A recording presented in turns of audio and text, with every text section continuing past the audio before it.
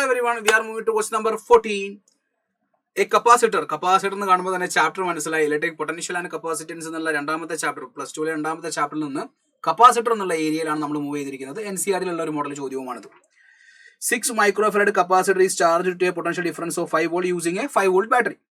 So the battery EMF is given, battery voltage is given 5 volt and the battery is removed. Battery ഒഴിവാക്കി അവിടെ നമ്മൾ another capacitor വെക്കുന്നു. ആ capacitor charge ചെയ്തെന്ന് പറയുന്നില്ല. That means അവിടുത്തെ potential difference V2 ന്റെ വാല്യൂ അതിന് 0 ആയിരിക്കും. സോ നമുക്കറിയാം ഇവിടെ ഉണ്ടാവുന്ന ചാർജ് Q1 എന്ന് പറഞ്ഞാൽ C1 V1 ആണ്. ഇപ്പോൾ ഉണ്ടാവുന്ന ചാർജ് Q2 എന്ന് പറഞ്ഞാൽ C2 V2 ആണ്. ഇത് ആ സ്വിച്ച് എസ് ക്ലോസ് ചെയ്ത് കഴിഞ്ഞാൽ അതിലൂടെ ചാർജ് ഫ്ലോ ഉണ്ടാവും. എപ്പോഴാണ് ചാർജ് ഫ്ലോ സ്റ്റോപ്പ് ആവുക? Until it's potential become same. രണ്ടിനും ഒരു കോമൺ പൊട്ടൻഷ്യൽ അച്ചീവ് ചെയ്യുമ്പോഴാണ് എന്ത് ചെയ്യുക? ചാർജ് ഫ്ലോ സ്റ്റോപ്പ് ആവുക. പക്ഷേ രണ്ടാമത് വെച്ചിരിക്കുന്ന ഇവൻ എന്തില്ല? ചാർജ് ഇല്ല. കാരണം അവിടെ ബാറ്ററിയുമായിട്ട് അത് കണക്ട് ചെയ്തൊന്നും എവിടെയും പറയുന്നില്ല. സോ ചോദിച്ചിരിക്കുന്നത് ആഫ്റ്റർ ടി സമയത്തിന് ശേഷം അവിടെ കോമൺ പൊട്ടൻഷ്യൽ അച്ചീവ് ചെയ്യും. അവിടെ ഒരു ചാർജ് ഉണ്ടാവും.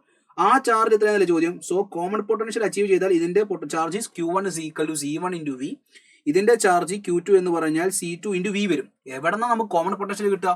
U guys remember the equation for common potential.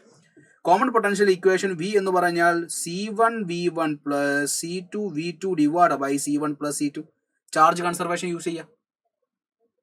ഇവിടെ V2ന്റെ വാല്യൂ 0 ആയതുകൊണ്ട് C1 എത്രയാണ്? 6 into 10⁻⁻6 into V1 5 ആണ്. C1 പ്ലസ് C2 എന്ന് പറയുമ്പോൾ 6 പ്ലസ് 12 രണ്ടിനും 10⁻⁻6 കോമൺ ആക്കി എടുത്ത് ക്യാൻസൽ ചെയ്താൽ 6 into 5 അല്ലെങ്കിൽ 6 into 5 ഡിവൈഡ് ബൈ 18 എന്ന് വരും. ക്യാൻസൽ ചെയ്താൽ 3 വരും. That means common potential will be 5/3 എന്ന് വരും. കോമൺ പൊട്ടൻഷ്യൽ കിട്ടിക്കഴിഞ്ഞാൽ Q1 എന്ന് പറഞ്ഞാൽ C1 into V ആണ്. What is C1? 6 into 10⁻⁻6. What is V1? 5 divide by 3. Cancel ചെയ്താൽ 2 into 5 10 into 10⁻⁻6 coulomb. or we can say that 10 microcoulomb. Q1 10 microcoulomb വരുന്ന ആകെ ഒരു ഓപ്ഷനിലുള്ളൂ. അപ്പോൾ അത് ചെയ്താൽ ഓഫ് കോഴ്സ് നമുക്ക് Q2ന്റെ വാല്യൂ 20 microcoulomb ആയിരിക്കണം കിട്ടേണ്ടത്. നമുക്ക് ചെയ്ത് നോക്കാം. Q2 എന്ന് പറഞ്ഞാൽ C2 into V 12 into 10⁻⁻6 into 5 divide by 3 4 into 5 20 into 10⁻⁻6 coulomb എന്നുള്ള ആൻസറിലേക്ക് എത്തും. ഇനി ഇൻ കേസ് ഇത് ആർക്കെങ്കിലും മറന്നു പോയിട്ടുണ്ടെങ്കിൽ എങ്ങനെയാണ് ഇക്വേഷൻ വന്നതെന്ന് ആർക്കെങ്കിലും മറന്നു പോയിട്ടുണ്ടോ? ഇക്വേഷൻ എങ്ങനെയാണ് വന്നതെന്ന് ആർക്കെങ്കിലും മറന്നു പോയിട്ടുണ്ടെങ്കിൽ just use the charge conservation.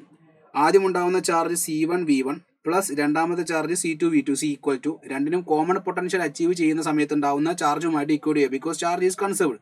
C1 V1 plus C2 V2 is equal to C1 V plus C2 V എന്നുള്ള ഇക്വേഷൻ കണക്ട് ചെയ്യുമ്പോൾ V കോമൺ ആക്കി എടുത്താൽ കിട്ടുന്ന ഇക്വേഷൻ ആണിത്. നിർബന്ധമായിട്ട് നിങ്ങൾ പഠിച്ചിരിക്കേണ്ട അല്ലെങ്കിൽ അറിഞ്ഞിരിക്കേണ്ട ഒരു ഏരിയ ആണ് കേട്ടോ. സോ അവിടെ നിന്ന് ചോദ്യം വന്നിട്ടുണ്ട്. സോ ക്വസ്റ്റ്യൻ ക്ലിയർ ആണ്, കോൺസെപ്റ്റ് ക്ലിയർ ആണെന്ന് പ്രതീക്ഷിക്കുന്നു. Thank you all of you. By.